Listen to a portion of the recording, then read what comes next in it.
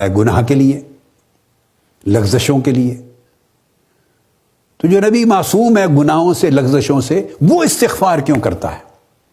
اہل علم نے یہ بیان کیا کہ آقا علیہ الصلوۃ والسلام کی چونکہ ہر بعد کی زندگی کی ہر بعد کی گھڑی، آپ کی حیات مبارکہ کا ہر بعد میں آنے والا لمحہ، ہر اگلا دن پچھلے دن سے افضل ہوتا، ہر اگلا لمحہ پہلے لمحے سے اعلیٰ ہوتا، ہر اگلی گھڑی پہلی گھڑی سے اونچے رتبے والی ہوتی.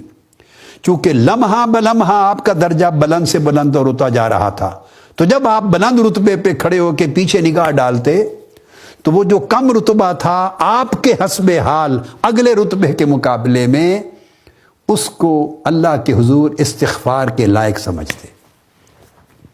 شان ابدیت میں اللہ کے حضور بندگی کا حق ادا کرنے میں وہ دیکھتے کہ وہ لمحہ اس اگلے لمحے کے مقابلے میں نیچے تھا، تو گویا وہ محسوس فرماتے کہ اللہ کا حق ابدیت ادا کرنے میں اس میں کمی رہ گئی بنسبت اس لمحے کے جو اب ادا ہو رہا ہے. پھر اگلے لمحے میں داخل ہوتے تو پیچھے نظر دوڑاتے، فرمایا جس شان سے اللہ کی بندگی کا حق اب ادا ہو رہا ہے پچھلا لمحہ اس سے نیچے تھا. پھر استغفار کرتے کہ میرے مولا مجھے معاف فرما دے، شاید اس لمحے میرے اوپر جو حق ہے تیری بندگی کا شاید اس لمحے اس شان سے ادا نہ ہوا ہو. اس طرح لمحہ بلمحہ جو آپ کی شان رتبہ بلند ہوتا چلا جاتا اور پلٹ کے پچھلے لمحے کو دیکھتے تو وہ لمحہ اس لمحے کے مقابلے میں کم ہوتا، کم تر ہوتا. اس لمحے کی دوسرے لمحے کے مقابلے میں کمتری کو دیکھ کر اور اس کی برتری کو دیکھ کر استغفار کرتے چلے جاتے، اور اس طرح دن میں 70 مرتبہ آپ کی مبارک حالت متغیر ہوتی، اوپر جاتی اور 100 مرتبہ اوپر جاتی. اس لیے مومن کی شان میں کہا گیا کہ مومن دن میں 40 مرتبہ، 70 مرتبہ، 100 مرتبہ اس کے حال میں تغیر ہوتا ہے، اور جس کے حال میں تغیر نہ ہو وہ سمجھے کہ میری حالت منافق کی ہے، اس میں نفاق ہے.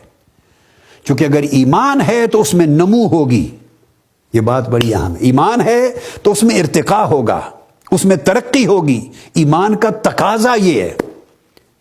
اور مومن تو ایک دن میں درجنوں، 20، 50 مرتبہ اپنا حال بدلتا ہے، یعنی حالت ایمانی اس میں تغیر آتا ہے، یعنی مسلسل سوء ارتقاء رہتا ہے ایمان.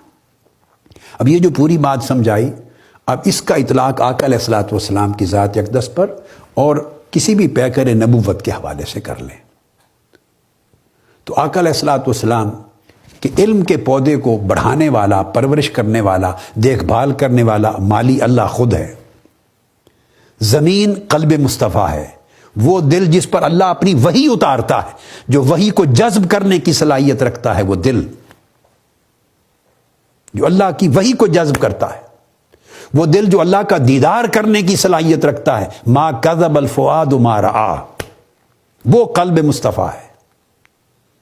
پھر ایمان اور طاعت اور تقوی آقا علیہ السلام سے بڑھ کر کس کا ہو سکتا ہے؟ وہ کھاد اور پانی مل رہے ہیں، یہ سب کچھ ہو رہا ہے. تو اس وجہ سے آقا علیہ السلام کی لمحہ بلمحہ اتنی تیز رفتاری سے آپ کے احوال کی، کیفیات ایمانی کی، درجات کی، مراتب کی، صلاحیتوں کی، استعداد کی، علم کی، تقوی کی، پرہیزگاری کی، شان، ہر چیز میں لمحہ بلمحہ ارتقاء ہوتا رہتا.